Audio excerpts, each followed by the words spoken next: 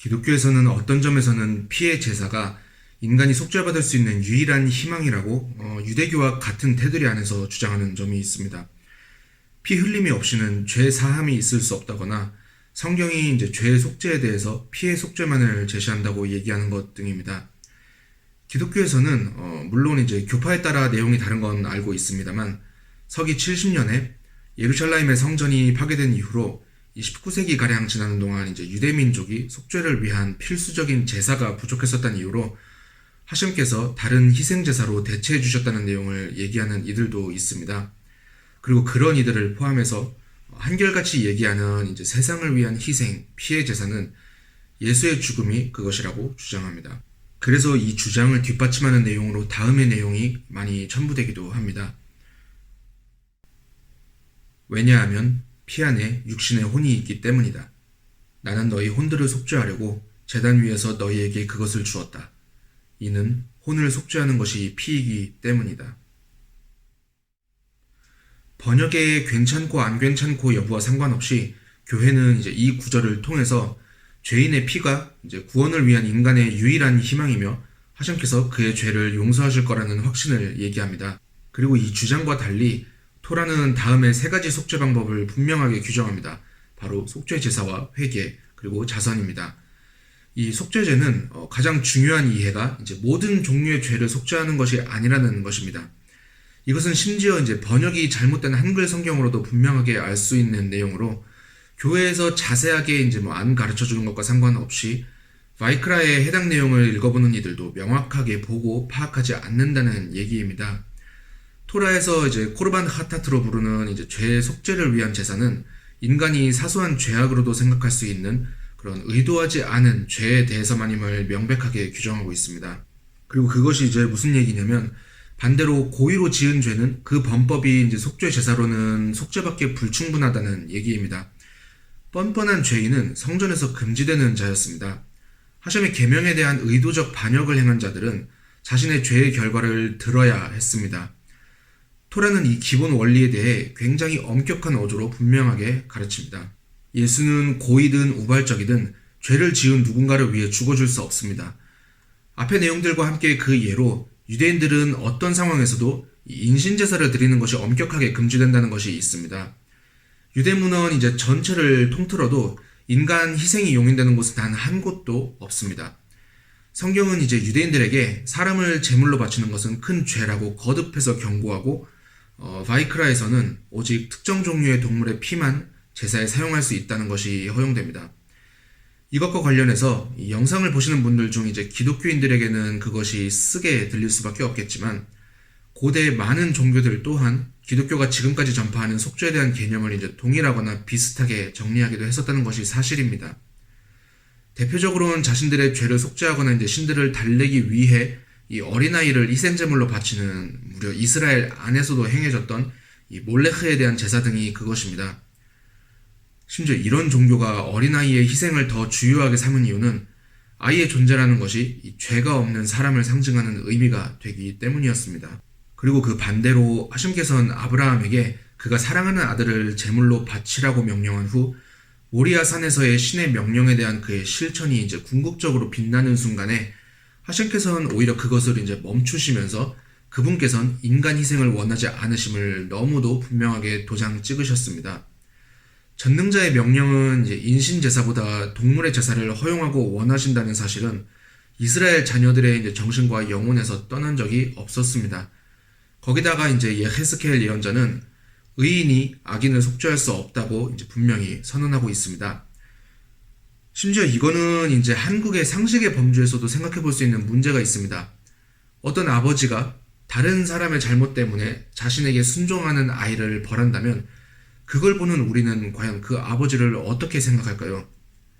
거기에다 불의한 사회가 무고한 사람을 가두는 동안 이 범죄자를 역으로 용서하는 것도 그러해서 특히나 그러한 시간을 너무나도 많이 거쳐온 한국의 사회 특성이 있음에도 불구하고 신약의 그러한 교리에 대한 이상함을 느끼지 못한다는 것은 타나흐와 신약을 기본적으로 혼란스럽게 본다는 것을 스스로 인지조차 못하고 있다는 그런 현실을 반영합니다.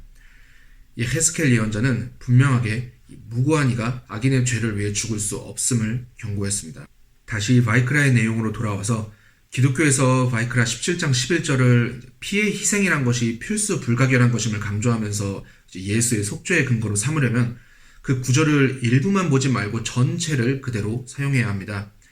속죄제사의 신비는 희생제물의 피를 제단 위에 올려서 그 제물을 갖고 온 자의 혼을 속죄해야 함을 구체화시킵니다. 그렇지만 예수의 피는 성전의 제단에 올려지지도 않았고 그 피도 뿌려지지 않았습니다. 제사를 폐했다는 주장이나 아니면 성전의 의미를 세상으로 확대시켰다는 그런 주장들은 알겠습니다만, 그렇지만 여전히 많은 내용들이 앞뒤가 전혀 맞지 않습니다.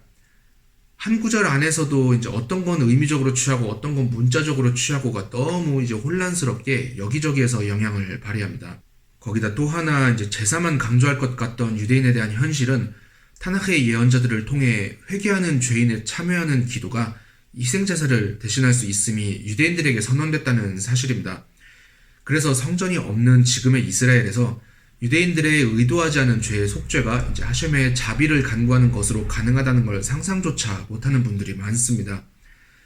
그리고 그래서 이것이 제가 이전에 소개했듯 유대인들이 회당에서 하는 것이 예배가 아닌 기도라고 하는 이유입니다. 호세아 예언자는 이스라엘 민족이 유대 역사에 최종적으로 갈라질 부분에서 제사 제도를 가지지 않게 될 것을 신성한 정확성을 입어 예언했습니다. 그리고 그것은 분명히 많은 날들 동안 그렇게 된다는 것이며, 지금까지도 예수의 십자가가 속죄 제사라는 교회의 선포에도 불구하고 호세아 예언자의 말은 유대인에게 분명하게 성취되어 지금도 보시다시피 동물 제사를 드리지 않고 있습니다.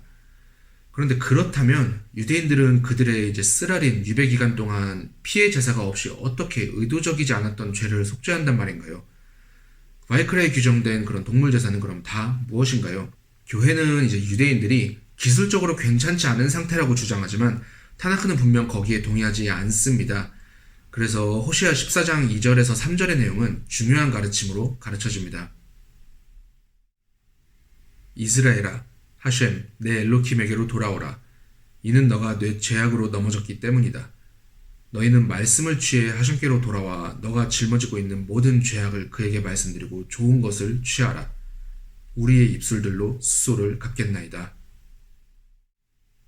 기도는 이렇게 분명히 제사를 대체하게 됩니다. 예언자들은 결코 유대인들에게 못 박힐 마시아흐나 의인화된 신을 숭배하라고 하지 않았으며, 무고한 자가 악인의 죄를 속죄하고자 대신 죽을 수 있다고 암시하지 않습니다. 신약의 내용은 그렇게 기존의 유대 문헌에서의 가르침과 완전히 반대됩니다. 참고로 슐로모 왕도 그에 대한 예언적 메시지를 남겼는데, 멜라힘 알레프 8장 46절에서 50절에 있는 새로 건축된 성전 봉헌식에서의 기도를 보면, 유대인들이 언젠가 이스라엘 땅에서 쫓겨나 가깝거나 먼 적들의 땅으로 추방될 때 그들이 자신의 죄들을 회개하길 간절히 원한다면 그들 모두가 예루살렘 성전을 향해 죄를 고백하고 기도해야 한다고 외칩니다. 그리고 그것이 참고로 지금도 유대인들 모두 예루살렘 방향을 향해서 기도하고 있는 이유입니다. 슐로모 왕의 예언에는 십자가나 죽는 마시아흐 등을 상기할 수 있는 그 어떤 내용도 들어있지 않습니다. 거기에는 오직 죄인 자신의 통렬한 회개와 기도만이 완전한 속죄를 가져올 수 있음을 담고 있습니다. 슐로모 왕의 그 메시지는 기독교의 신학적 차원에서 불가능한 어떤 부분을 담고 있을지는 몰라도 유대인들에겐 긴 유배기간 동안 그 본질은 변하지 않는 하셴의 속죄제도의 핵심으로 분명하게 남아 있습니다. 누군가로 인해 영원하고도 완전한 죄의 사함을 받은 그런 걱정 없는 삶은 없습니다. 이 내용이 귀 있는 자들에게 온전하게 들리길 바라는 마음으로 영상 마치도록 하겠습니다. 감사합니다.